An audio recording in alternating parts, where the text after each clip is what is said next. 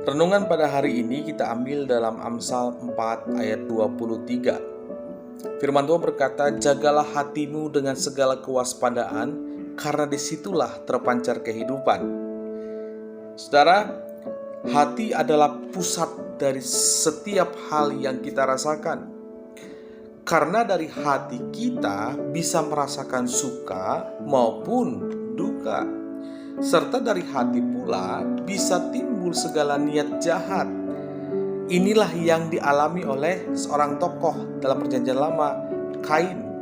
Melihat korban persembahan Habel diterima oleh Tuhan, maka hati Kain menjadi panas dan mukanya muram dalam Kejadian 4 ayat 5. Sebelum kejahatan itu dilakukan, sesungguhnya Tuhan selalu mengingatkan kita untuk menjaga hati dari segala amarah, dendam, iri hati, dan hal-hal jahat lainnya, agar kita tidak jatuh di dalam dosa. Namun, manusia seringkali menuruti hawa nafsunya dan tidak peduli dengan risiko yang akan dihadapinya. Itulah dalam diri manusia. Namun firman Tuhan menasehati kita pada hari ini, janganlah menyimpang ke kanan atau ke kiri. Jauhkanlah kakimu dari kejahatan. Amsal 4 ayat 27. Ada akibat yang sangat mengerikan bila kita tetap hidup di dalam dosa. Alkitab mencatat dalam Roma 6 ayat 23, sebab upah dosa adalah maut. Kata saudaraku, bagaimana kita bisa menjaga hati agar tetap kudus dan benar di hadapan Tuhan?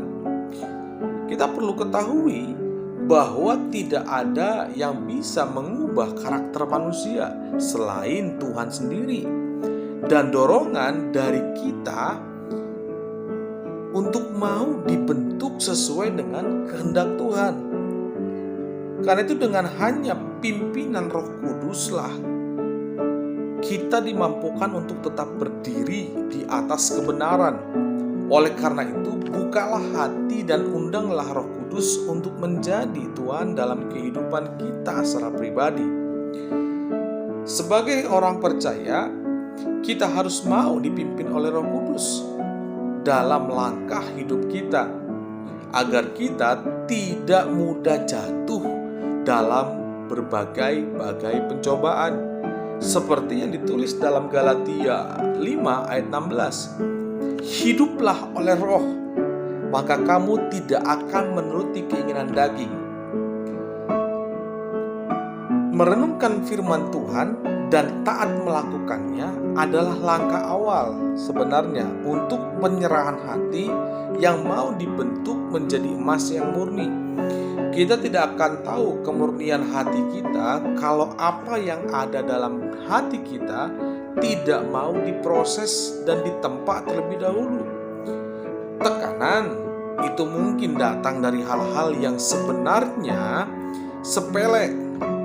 Tapi tidak tahukah bahwa kita seringkali justru jatuh hanya karena kita tidak waspada dengan kerikil-kerikil kecil yang ada di depan kita.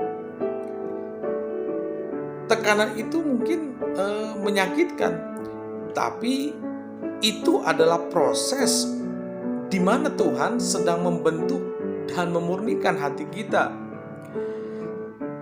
Saat pemurnian ini, bisakah kita berkata seperti Ayub? Ayub pernah berkata, "Ia tahu jalan hidupku. Seandainya ia menguji aku akan timbul seperti emas." Itulah ungkapan Ayub dalam Ayub 23 ayat yang ke-10. Karena itu ingatlah teman-teman, Tuhan sangat mengasihi orang-orang percaya yang bersih hatinya dan yang berkenan karena Dia adalah Allah yang kudus. Kiranya renungan pagi ini memberkati kita semua. Tuhan memberkati. Amin.